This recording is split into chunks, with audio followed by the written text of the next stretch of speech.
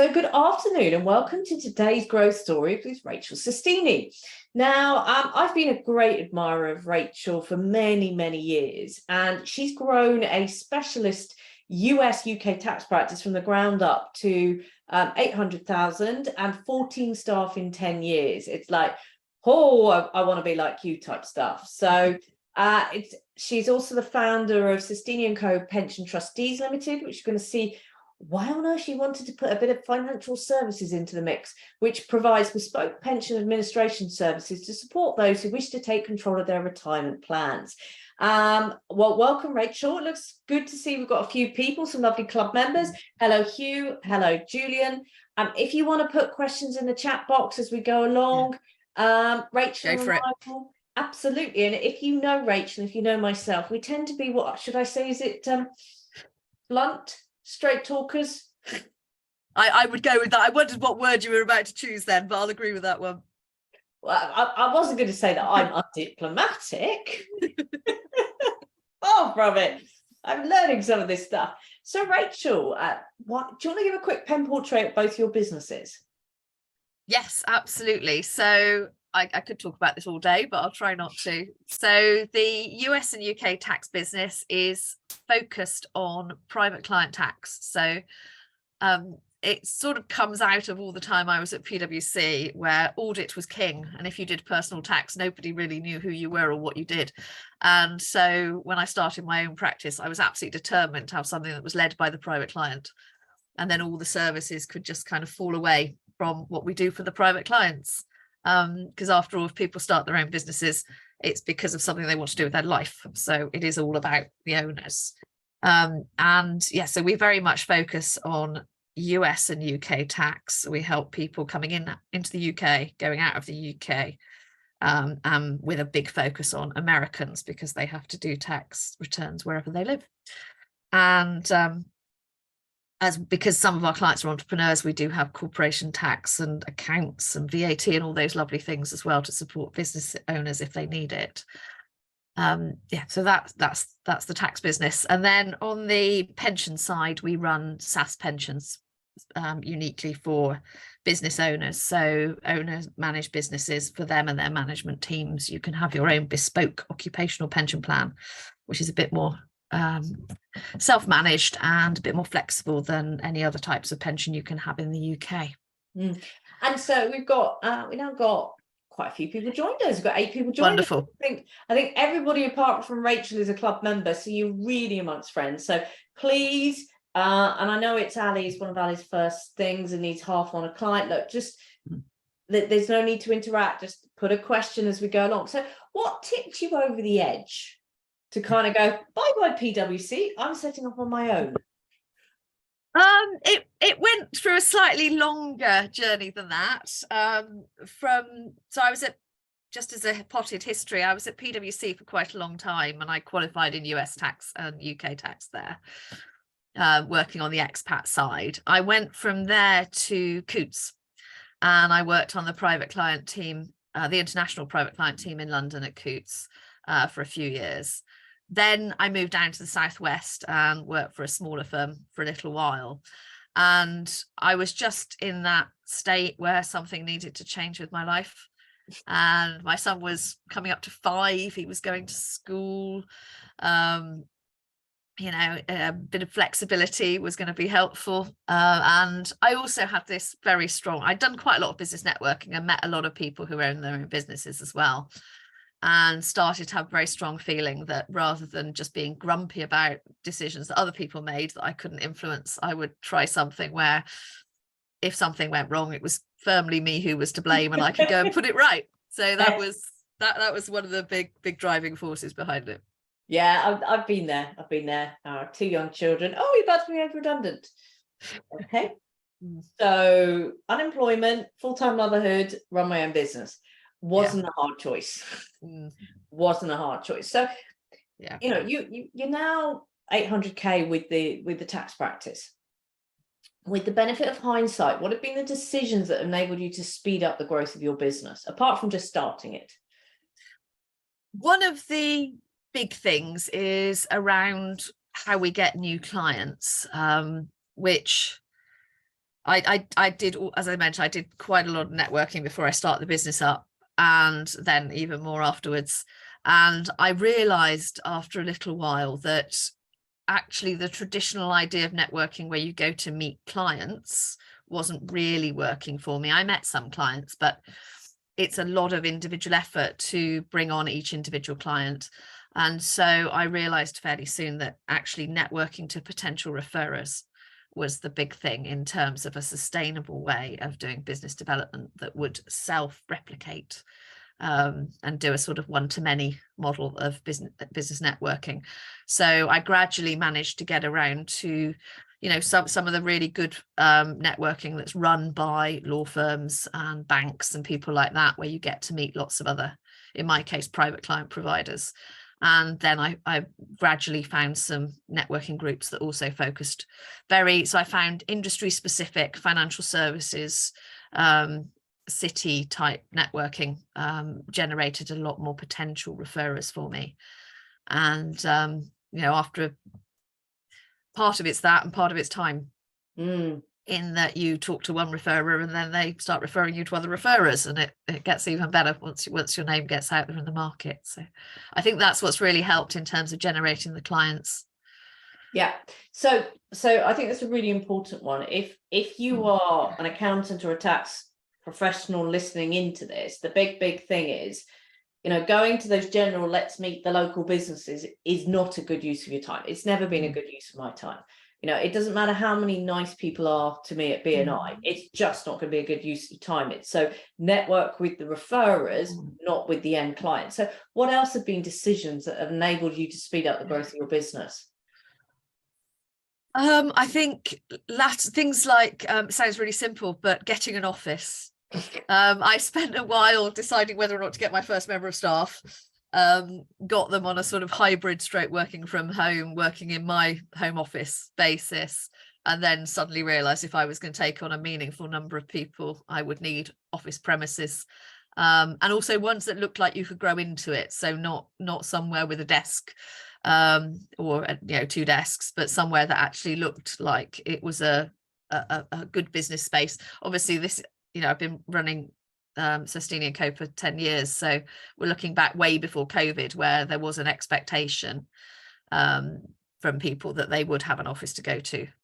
Most people weren't expecting to work from home at that point, so having somewhere that looked like it belonged to a bigger firm, I thought was quite important office wise. The other thing I was just going to say, linking back into the networking thing, while I was doing the very local business focused type networking, what I did find was some really good suppliers. Yeah. And obviously as you scale, you need infrastructure. So, I just, the people to do your IT and that sort of thing as you grow. If you know those people and you like them, it's really good to actually have a base that you can just pull in, legal, all that sort of thing, as you need it. Yeah. So that I did. It was interesting. I found it helpful in finding people that I could give business to, but less so in business that I could get. But it's and for going something. back, and going back to this marketing to the referrers, it's actually if you're known for something. So you're pretty specialist as US UK tax. I know when to reach out for you. I nearly did when I had to fill in a W8 Ben E. Yeah. They're one of the forms I quite like that the IRS has, because they're quite a good driver of clients to us. Yes, nobody likes them. I was Googling the internet. What do I put in what box? Yeah, absolutely. Yeah. So you've gone through periods of turbocharged growth. What were the challenges in those periods and how did you overcome them? I think one of the big challenges is it's quite hard to anticipate. Particularly in the early years.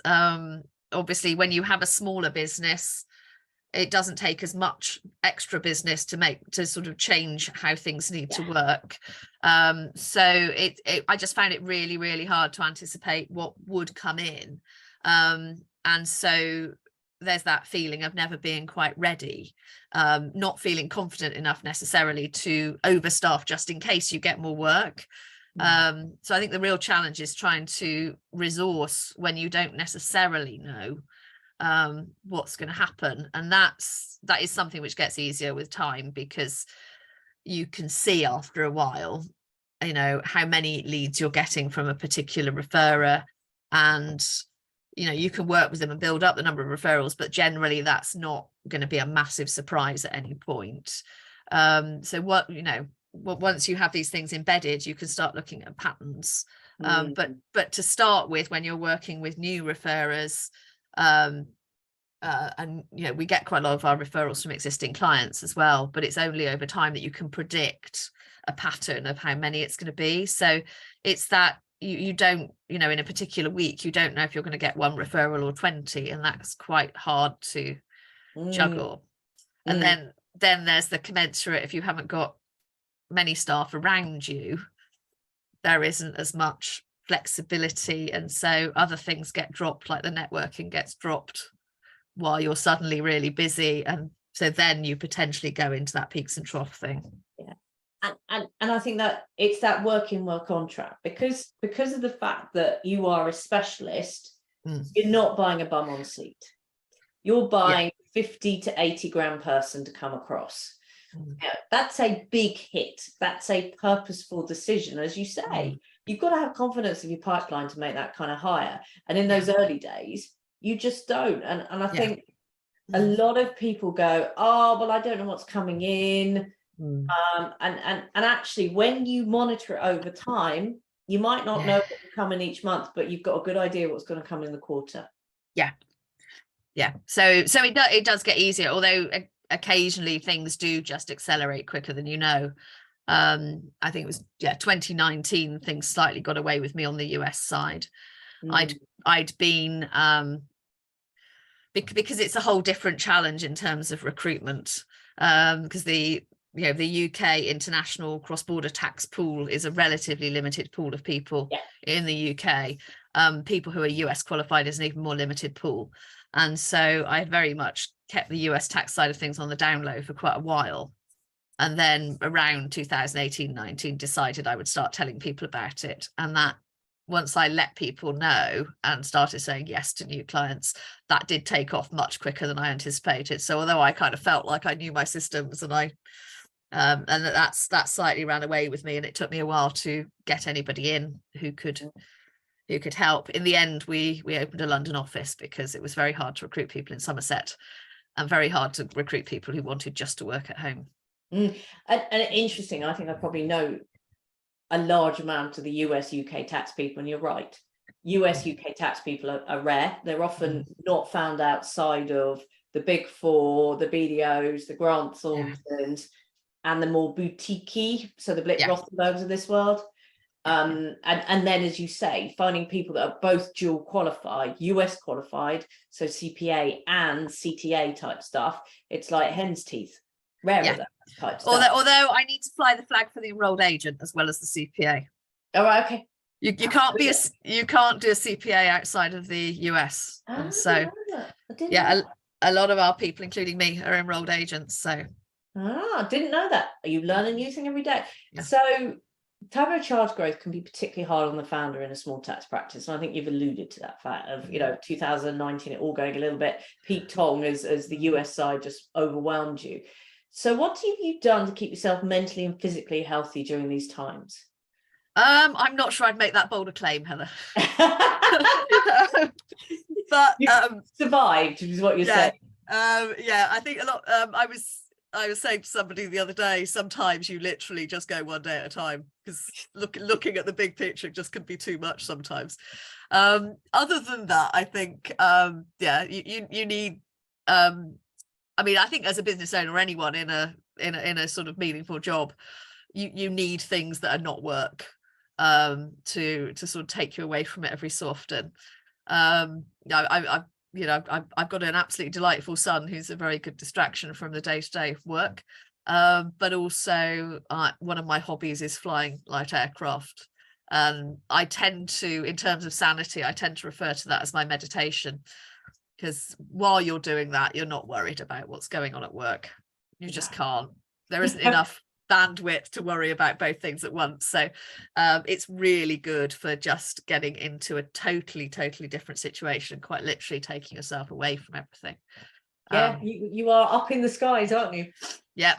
And also over the last, so the flying's absolutely brilliant. You meet amazing people doing it. Yeah, there's nothing like sitting next to somebody in an aircraft and knowing that you are the only two people who can do anything about any situation. It makes you can develop some really close friendships. It's good. On the health side, I'm not always so good at that, but I did luckily a few years ago find a really good local gym. Yes. And so I try to spend a few mornings a week where I go and throw heavy weights around and things. That's my preferred mode of exercise.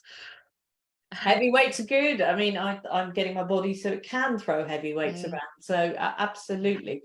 So to get to that 800k in turnover has meant that you've had to learn how to release yourself from doing client work. It's a hurdle that I've struggled with, you've struggled with, many people on this call have struggled with.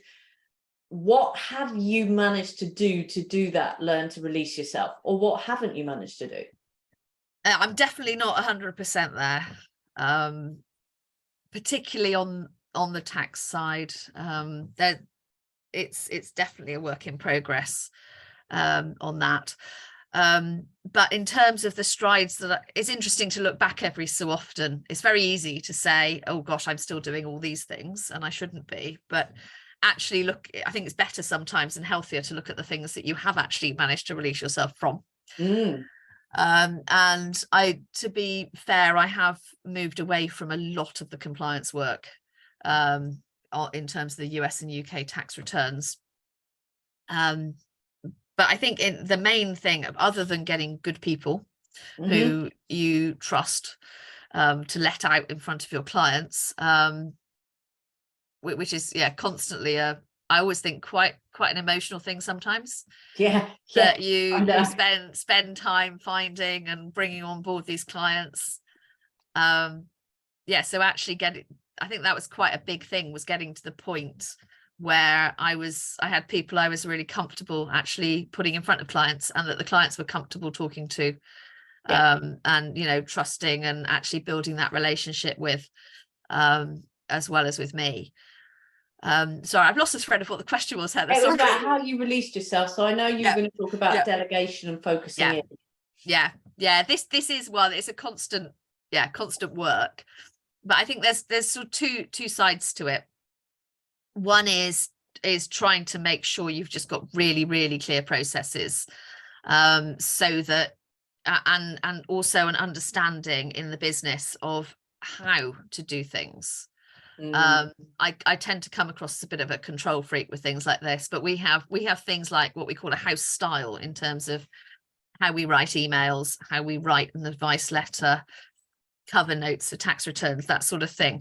And the idea is that the clients bought into the style they saw when they first encountered the firm, and so we try to make sure that the other correspondence they receive mirrors that, so they're we know it's something they're comfortable with, so we try to carry it on through regardless of who's dealing with them. So they're not suddenly encountering a different kind of writing, phraseology, whatever.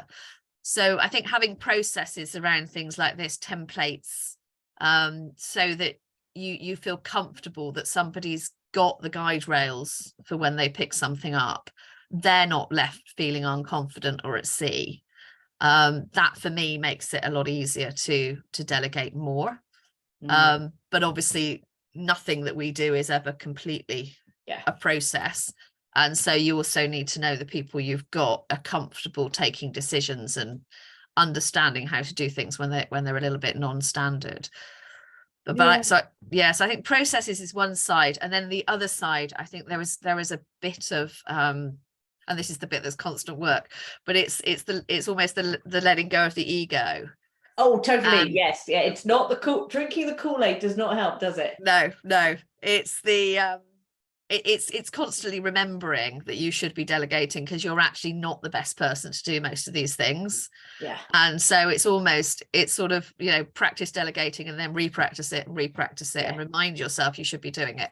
And again, thinking about what the delegation process is, in terms of what makes you comfortable, what makes the staff comfortable.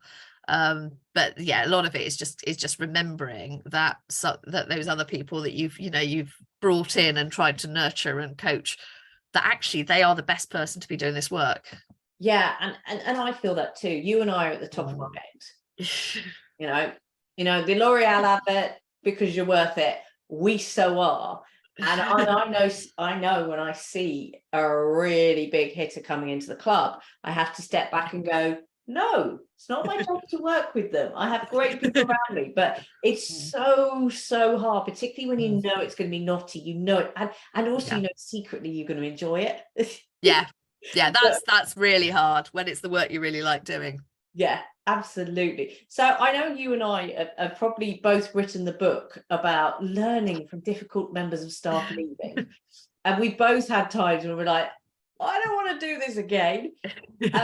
So, you know, when a staff member has left you, and you and I know from personal experience that leaving, even if it's amicable, it's never easy to deal with. What have you learned from these experiences, particularly the tougher ones leaving? I think for me, the most difficult ones were turned out to not work because I brought them in with my expectations of what they would want from the role. And imagined that their journey would be like my journey, and that would be what they wanted. And so in some ways, however good they were at particular aspects of the job, there was a mismatch of expectations, which generally the first 6 months you don't necessarily pick up on these things, but once someone's in a role longer, you realize what you've kind of mapped out as the most exciting, fantastic career for them is actually not what they want. And then it's hugely shocking when it doesn't work. But looking back at the ones where I felt most emotional about people who've departed from us, it's a lot. I'd say the vast majority of it was on me, because I had an idea about who they were and what they would want, and it just wasn't. So I think the hardest losses are not to do with someone who comes in just isn't a fit, hasn't got the experience. It is where it's someone you get really excited about, but then realize ultimately there's this mismatch. You're not trying to go in the same direction. And from personal experience, it's often harder when you've both been going in the same direction and then they decide to get off the bus. But you only realize in hindsight where the bus stop was and when was that moment. Absolutely. And possibly it wasn't quite the journey. You weren't offering quite what you thought you were offering to them, and they weren't accepting quite what. And so if this is my last question for you, I've got a question from Abdul, which is a question about software. So you've built nearly self-sufficient teams. You've mentioned the London team, you've mentioned the Somerset team, you work in different locations. What advice would you give to others that are going, we're going to have 2 offices, let's go? It's going to be more complicated than you think. I think is the main bit of advice. I think a lot of it comes down to, especially now in the world we're in, it's not clear that if you have 2 offices that each member of your team will go to one of those offices each day and that's what they'll do. You're juggling 2 offices, plus you're juggling hybrid working, and teams who may not see each other as a group very often at all. And so so a lot of it is about, again, not assuming that things are going to work the way that you think it's going to work. Just because things work one way in COVID doesn't mean they're going to work that way now, for example.